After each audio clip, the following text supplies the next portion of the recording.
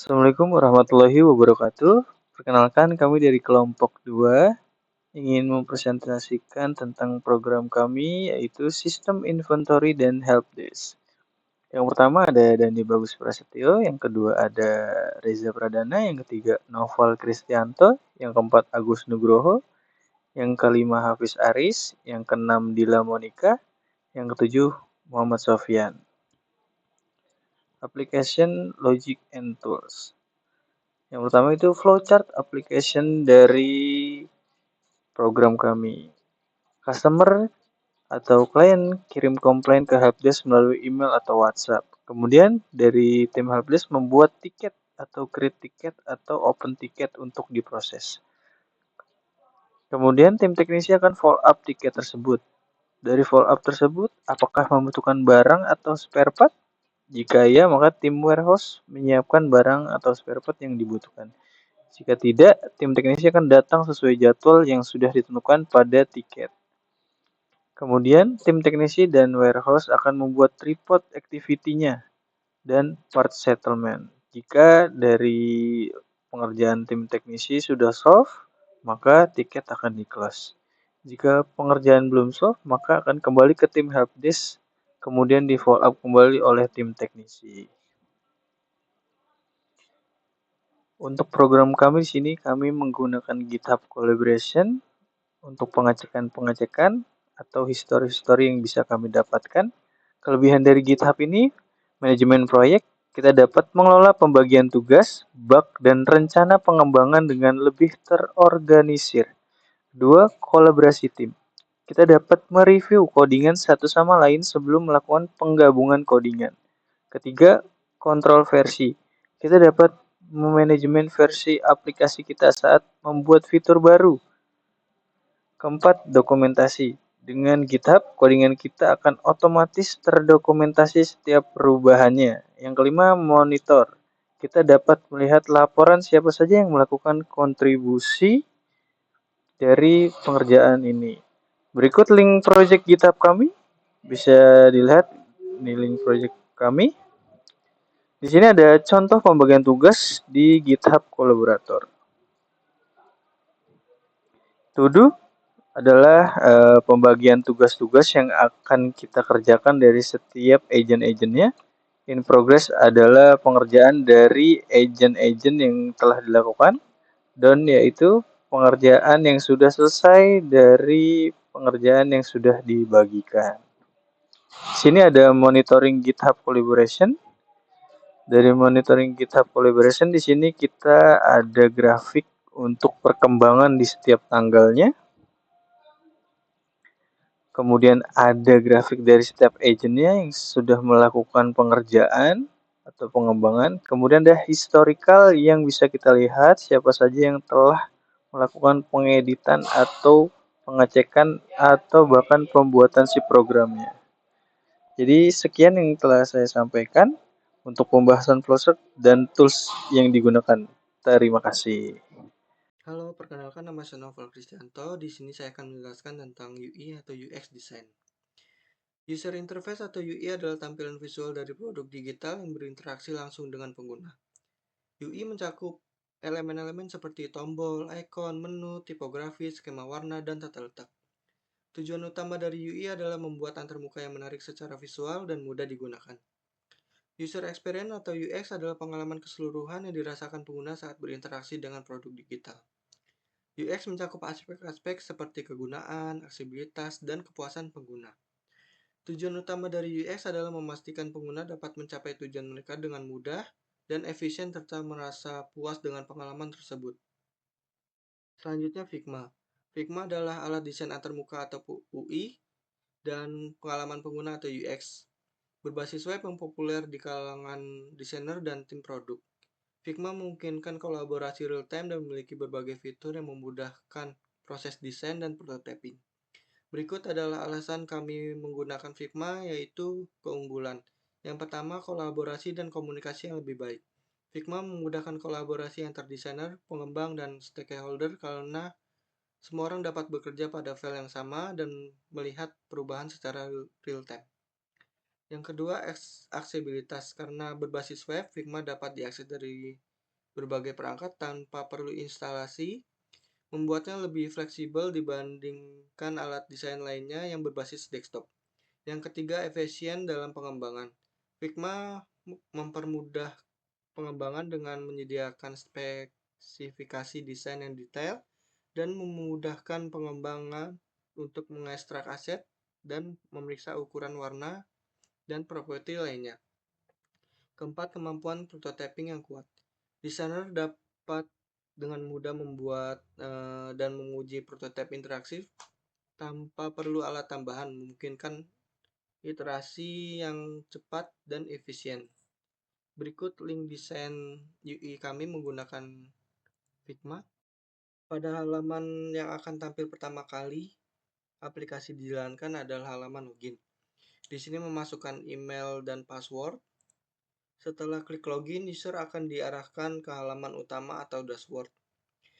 Dan di samping dashboard ada beberapa menu untuk tim manajemen, tim helpdesk, tim warehouse, dan teknisi. Dimana ketika diklik menunya akan menuju ke halaman yang dituju.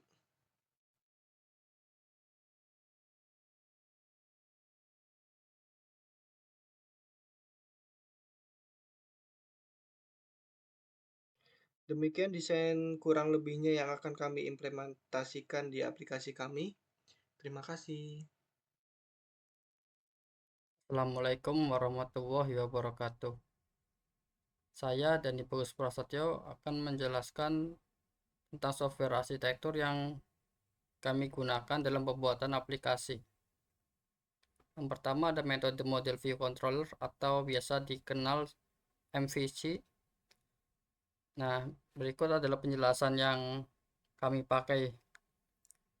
Yang pertama ada package model, yaitu berisi model yang akan ditampilkan ke UI berdasarkan struktur yang ada di database. Kemudian ada package view berisi Java frame untuk tampilan GUI-nya. Package controller berisi metode atau fungsi-fungsi yang berinteraksi antara view dan model di database. Kemudian DAO atau Data Access Object ini berisi metode untuk menjalankan query SQL-nya ke database. Kemudian ada package pembantu yaitu tabel yang berisi representasi kolom yang ada di Java frame-nya. Nah, untuk struktur package foldernya seperti ini. Ada aset yang berisi untuk gambar dan juga icon logonya. Kemudian ada config yang berisi konfigurasi database. Kemudian ada main view yaitu berisi pecahan komponen untuk tampilan UI atau GUI-nya. Ini ada card, form, menu, dan lain-lain. Nah, untuk library yang digunakan yaitu ada timing framework ini untuk animasi drop down menunya. Kemudian ada gradient icon untuk font, make layout untuk panel. Kemudian ada JDBC MySQL connector untuk koneksi ke database. Ada Flatlove, ini adalah tema untuk tampilan mirip macOS, stylenya mirip macOS. Kemudian ada JSVG, ini untuk gambar ikonnya. Ada swing date, time picker untuk tanggal dan waktu. Kemudian ada iPDF yaitu kernel, layout, I/O, dan lain-lain. Ini fungsinya untuk membuat report atau export ke dalam bentuk PDF. Nah, untuk build aplikasinya kita menggunakan launcher 4G. Ini fungsinya untuk mengubah eh, ekstensi jar, ekstensi Java menjadi exe. Kemudian ada ino setup compiler. Ini untuk mengkompres file supaya menjadi single file. Jadi kita bisa menginstal kayak aplikasi Windows. Nah, untuk demo aplikasi atau cara instalasinya kita bisa langsung pergi ke GitHub-nya, ke project kita yaitu Java env helpdesk. Kemudian di sini ada release. Nah, kita download yang paling baru. Nah, karena saya sudah download, ini saya akan install langsung. Tinggal next. create shortcut desktop dan install. Nah, kita coba launch. Nah, hasilnya seperti ini. Ini adalah tampilan loginnya. Kita coba login.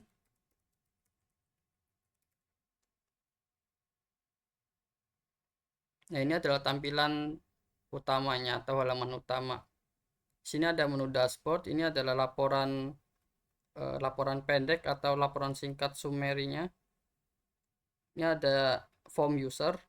Ini berisi untuk manajemen user, role-nya sebagai apa, warehouse, helpdesk, dan juga teknisi di sini. Ini ada menu create, edit, dan juga delete. Ini ada master warehouse-nya. Ini untuk brand-nya, karena ini aplikasinya untuk inventory perangkat IT. Jadi ada kategori untuk router, wifi, kabel, kemudian ada CCTV dan lain-lain. Ini untuk reportnya, yang pertama ada summary report, yaitu report untuk tiketnya, tentang tiket yang sudah di open, yang sudah di close, kemudian totalnya. Kita bisa coba di print reportnya ini, kita simpan ke desktop, report summary.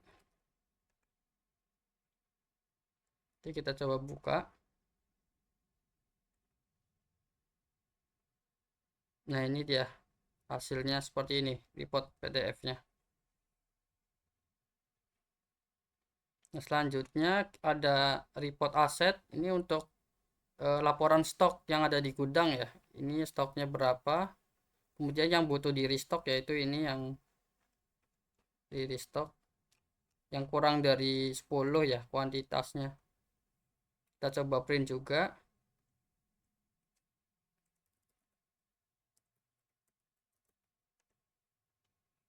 Kita coba buka. Nah, ini dia reportnya.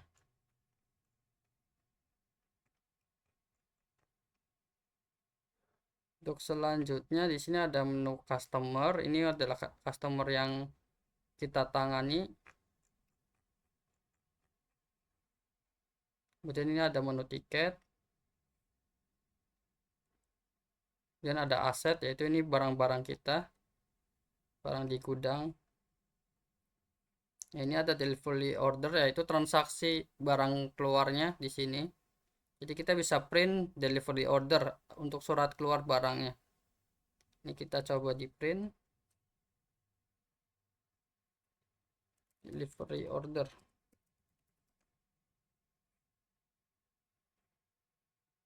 Kita coba buka. Nah, ini dia. Jadi delivery order seperti ini, ada nama customernya siapa yang ditanganin, kemudian ada informasinya, alamatnya. Ini adalah item yang dibawa atau barang yang dibawa untuk penanganan di customer. Kemudian ini ada tanda tangannya.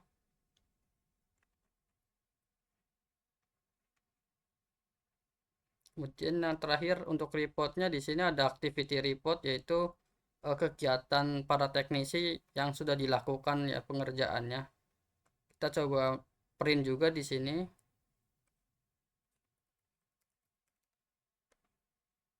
Kita save. Nah, ini di activity reportnya juga sama, tapi yang membedakan dengan delivery order ini adalah job detailnya. Misal pergantian wifi router baru atau pemasangan kabel dan sebagainya. Ini adalah job detailnya dan ini barang yang akan dibawa. Bedanya itu. Ini adalah keempat report dari aplikasi kita. Nah, untuk fiturnya kurang lebih seperti ini.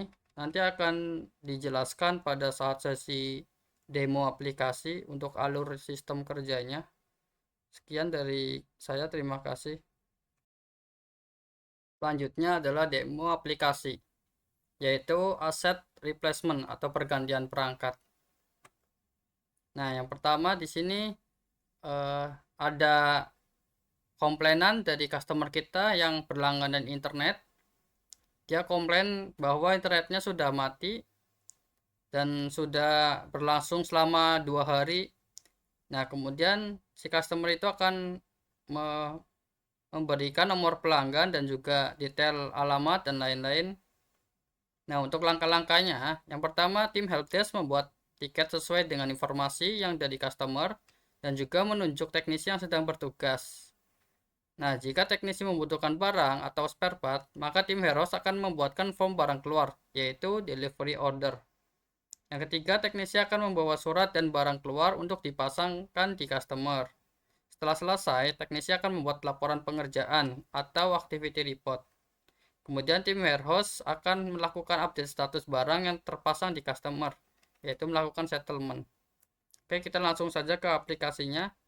Yang pertama-tama kita akan membuatkan tiket berdasarkan komplainan dari customer. Kita buat tadi dengan nama Pak Devin. Kemudian teknisi yang sedang bertugas, misalkan di sini ada Sofyan, kita pilih Sofyan. Statusnya open, yaitu internet mati problemnya.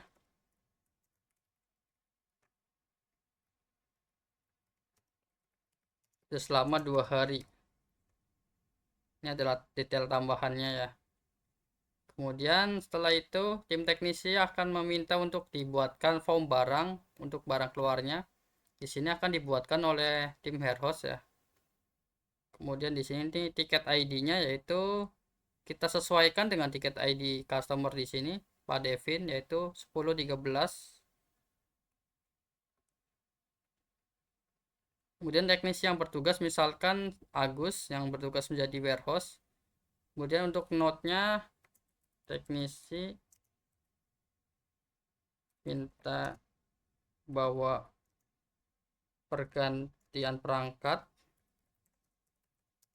router, dan kabel. Kita save. Oke, setelah di save, kita akan klik detail untuk memasukkan daftar barang bawaannya. Kita cukup melakukan transaksi dengan add asset. Kemudian kita pilih barang yang akan dibawa oleh teknisi kita. Misalkan dia meminta mikrotik karena yang di pelanggan sebelumnya memakai mikrotik, maka kita pilih mikrotik, kemudian kita bawa satu mikrotik, kemudian kita data save. Kemudian misal dia mau menambah TP-Link juga untuk WiFi access point-nya, kita coba. Nah, di sini stoknya ada satu. Ketika kita pilih 2 atau 3, ini akan ada error atau warning, yaitu quantity stoknya tidak cukup ya. Jadi kita hanya bisa sesuai dengan stok saja. Kita masukkan. Oke, selesai. Setelah selesai, dia meminta apa? Kabel juga tadi. Kita kasih kabel ini satu. Kemudian kabel fiber optik satu. Nah, setelah selesai kita bisa print surat barang keluarnya dengan klik print. Nah, kita simpan di sini. Ini tujuannya untuk surat jalan teknisi ya. Jadi teknisi membawa surat jalan seperti itu. Kita coba buka. Nah, ini isinya adalah nama customer, kemudian alamat, kemudian informasi lain-lain. Di sini ada barang bawaannya, dia bawa apa aja. Kemudian di sini ada tanda tangan. Ini ada notes dan lain-lain. Nah, kita lanjut. Teknisi akan mengerjakan aktivitas di customer. Nah, setelah selesai mengerjakan, teknisi akan membuat laporan, yaitu berupa activity report. Kita create activity reportnya, sesuaikan dengan ID DO-nya. Dan yang dilakukan apa saja, misal pergantian router. Oke. Kemudian pergantian ini router mikrotik ya. Dan pergantian kabel LAN, misalkan seperti itu. Untuk harinya yaitu tanggalnya sekarang misalkan. Kemudian jam mulainya jam 9, selesainya jam 2 misal. Kita save. Oke, selesai. Nah, setelah selesai kita akan melakukan update ya, update statusnya, karena statusnya di sini masih deliver barangnya. Nah, karena sudah dilakukan pergantian, maka kita akan melakukan update sesuai dengan activity report yang dibuat oleh teknisi. Misal yang diganti adalah router mikrotik, maka kita akan melakukan settlement.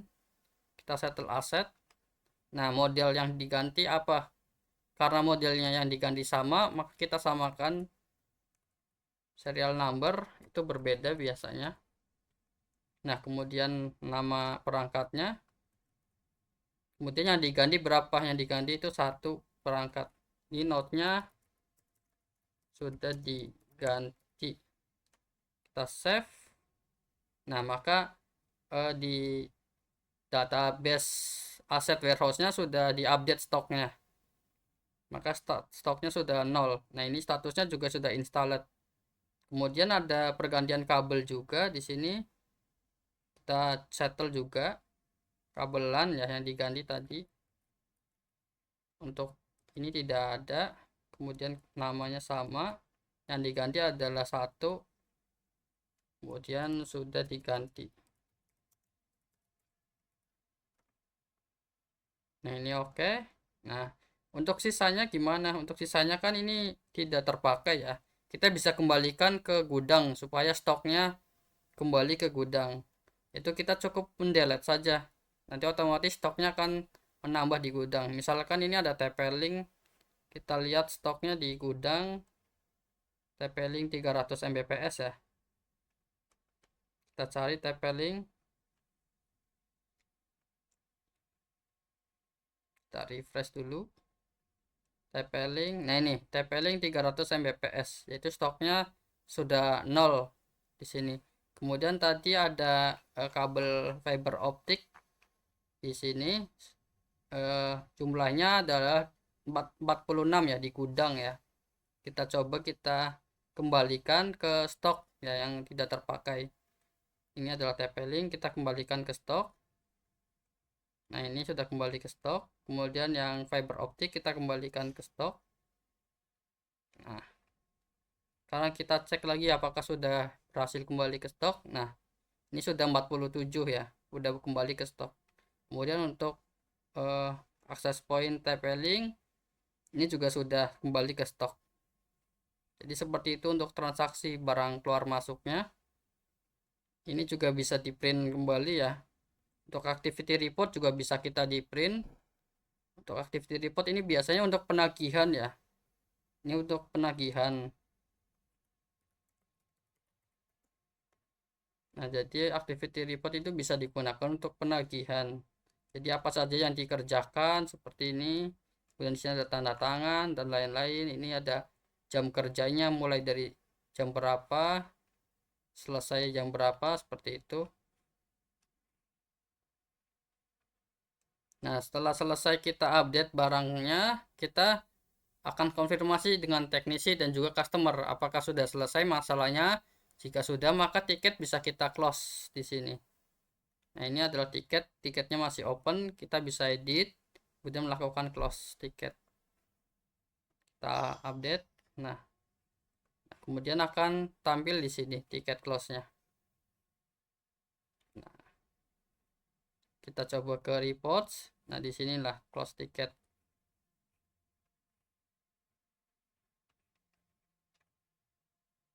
Oke, mungkin seperti itu aja untuk demo aplikasinya. Yaitu di sini adalah aplikasi untuk inventory dan helpdesk perangkat IT, di mana perangkat IT ini adalah barang untuk persediaan di customer yang memasang internet di ISP kita. Jadi seperti itu saja dari kelompok kami. Jika ada kesalahan, mohon maaf. Terima kasih.